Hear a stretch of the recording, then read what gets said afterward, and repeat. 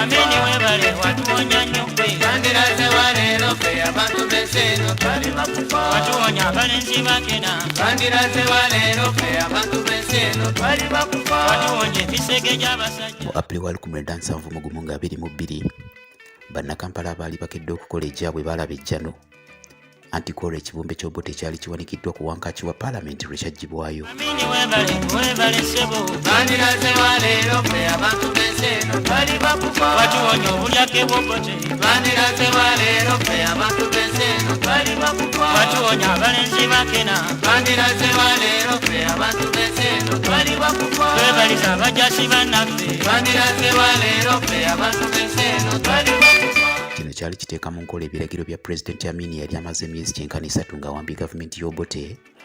Bakira abantu batandika okungoola ekibumbe kino ssaako n'abamu okwogerera Obote amafuukuule. Kino bwe kyasibwa ku mmotoka abantu baasagambiza ssaako n'abamu okukuba obululu n'obulaaca.